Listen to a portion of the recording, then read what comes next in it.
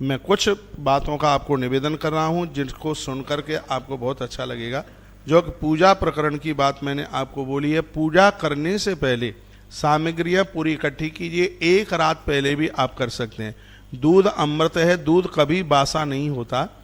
बहुत ध्यान से सुनिएगा, दूध बासा नहीं होता, तीर्थों का जल कभी बासा नहीं होता, शहद बासा नहीं होता, चीनी बासी नहीं होती, फल भी बासे नहीं होते हैं कभी। इन सब चीज़ों को अमृत में लिया गया है।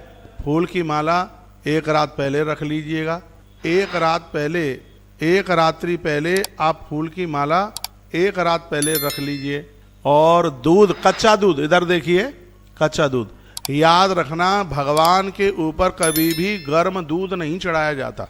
भगवान के ऊपर कभी भी गर्म दूध धोखे से भी नहीं चढ़ाया जाता। भगवान को कच्चे दूध से ही स्नान कराया जाता है। रात्रि को फ्रीज में रख दीजिए। भगवान के लिए जो तुम दही जमाते हो उसको मिट्टी के पात्र में जमाइए, मिट्टी के किसी पात्र में। उसको बहुत ज़्यादा पावन माना गया है।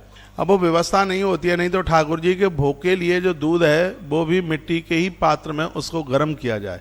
और इतना अच्छा लगता है कि जिस समय मैया कन्हैया के लिए ग्रंथों में है, दूध थाली में ऐसे परोस करके फिर बीजना से उसको ऐसे, आपने भी अपने बच्चों के लिए ऐसे दूध ठंडा किया होगा, ऐसे परोस के थाली में, फिर दोनों हाथों से ऐसे बीजना।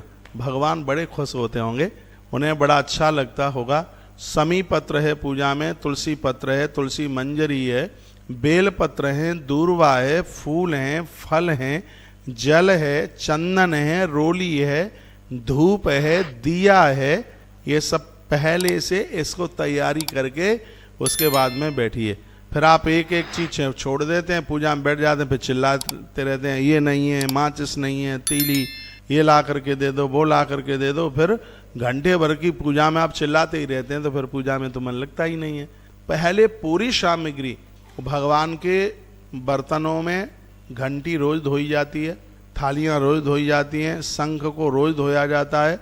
डेली जिस पात्र में भगवान को स्नान करा रहे हैं वो रोज धोया जाता है। जिस कपड़े से भगवान को पोंछ रहे हैं उसकी रोज धुलाई की जाती है, उसको रोज ही धोया जाता है।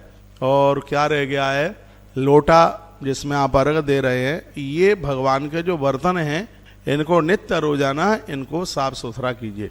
जिस पात्र में भगवान को आप नहला रहे हैं, या तो उसमें स्वस्ति बनाइए, या ओम बनाइए, या श्री बनाइए।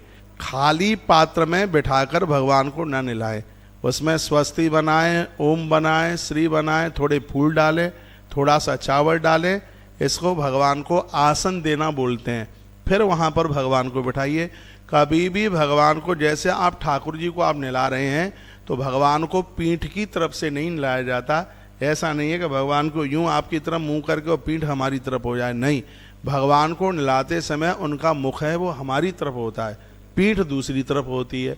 और भगवान के चरणों में सबसे पहले उसमें आप चावल चढ़ाइए, फूल चढ़ाइए, हाथ जोड़िए। उसके तत्पश्चात थोड़ा सा जल ठाकुर जी के चरणों में डालिए, चम्मच से, किसी भी प्रकार से। उसके तत्पश्चात फिर ऊपर से आप डालना